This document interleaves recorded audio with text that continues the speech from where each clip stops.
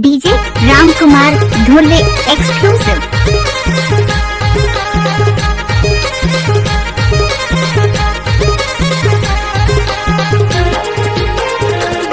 DJ Umesh Mandla remix. Bhupatpur गाँव है, दीपक धमाल है, बड़ा दिलेदार है, नाचेला अरे नाचेला संगिया बे बाहेर टोला नाचेला रे हाय हाय नाचेला अरे नाचेला संगिया बे बाहेर टोला नाचेला रे नाचेला जोड़ी नाचेला नाचेला संगी नाचेला नाचेला जानू नाचेला नाचेला संगी नाचेला।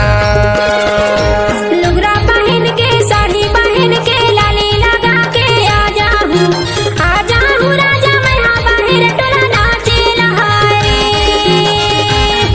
इधे हाय हाय नाचेला नाचेला जाऊँ बाहर टोला नाचेला रे। DJ Ram Kumar Dhole exclusive.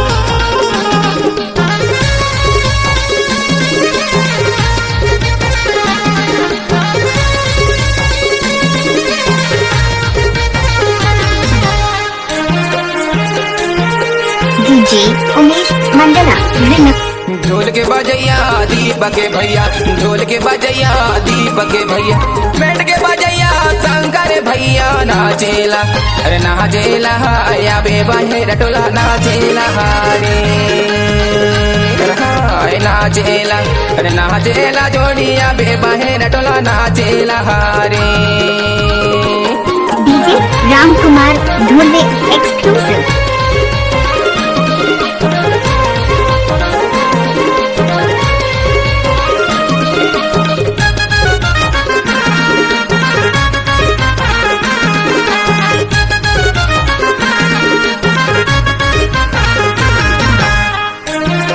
DJ Umesh Mandla remix.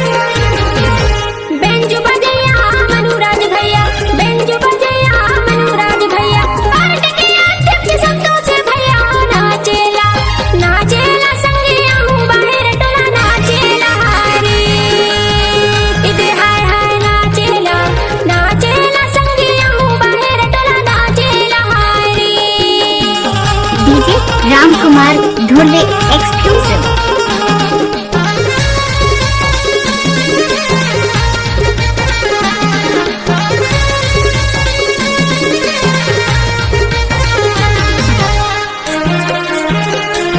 DJ Umesh Mandla remix.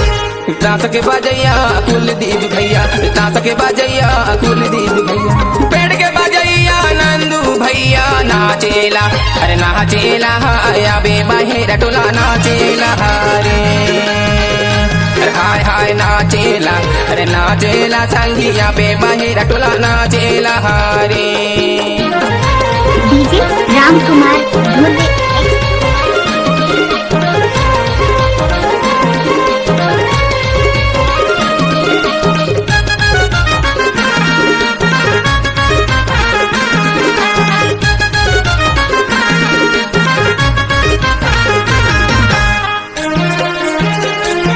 DJ Umesh Mandla remix. ताश के बजैया सूर्य से भैया, ताश के बजैया संतोष से भैया, ढोल के बजैया राम सिंह भैया नाचेला नाचेला संगिया हूँ बाहर टोला नाचेला रे हाय हाय नाचेला नाचेला संगिया राम कुमार ढोले नाचेला एक्सक्लूसिव। रे। अरे नाचेला जोड़िया बे बाहेर टोला नाचेला रे नाचेला संगिया हूँ बाहर टोला नाचेला रे। अरे नाचेला जोड़िया बे बाहेर टोला नाचेला रे। DJ Umesh Mandla remix.